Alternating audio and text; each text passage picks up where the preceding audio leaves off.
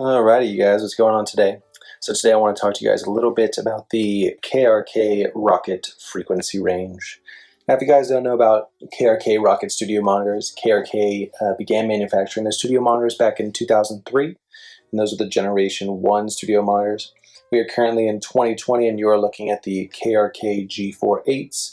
The G4, of course, stands for Generation 4, and the 8 stands for 8-inch low-frequency driver. KRK is a subsidiary of the Gibson Company.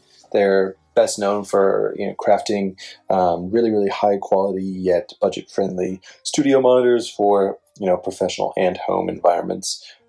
Really solid overall. I've been using these for quite a while now, and I love them. I think they're wonderful, and I think the frequency range on these ones in particular is really solid. And I kind of want to talk to you about the frequency range and what you should look for when buying any of these, whether you're going for the 5s or the 10-3s. The important thing to note is that if you're working on music in whatever sense, whether it's production, whether it's mixing, whether it's mastering, you want to be able to have accuracy from your studio monitors. Then one of the first things to confirm that sort of accuracy is to see that they can handle the full frequency range of your recordings. You don't want to get a pair of monitors that, you're recording bass and then you play it back and you can't really hear what you just played. That doesn't make any sense, right? So it's important that you have a solid frequency range. Now, most monitors, and this includes these KRK monitors, will list the lowest frequency that they can handle in hertz and the highest frequency that they can handle in kilohertz. So if you look at the KRK Rokit 5 G4s, you'll notice that they can handle from 43 hertz up to 40 kilohertz. And then you go all the way up to the Rokit 10-3 midfield monitors. They can handle down to 26 hertz and up to 40 kilohertz. So that's the frequency range that you're looking at right there.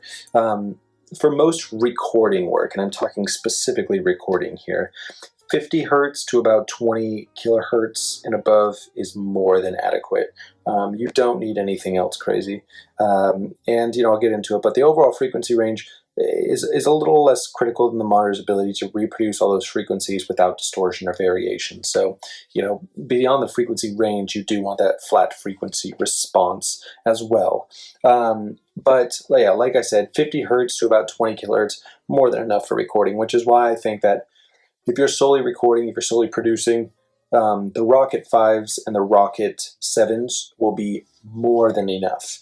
Now, of course, if you're getting into mixing, you really want to get below that 40 hertz. You want to get that a little bit of that the sub frequencies in there. I'm talking about low bass, low kick, 808s, etc.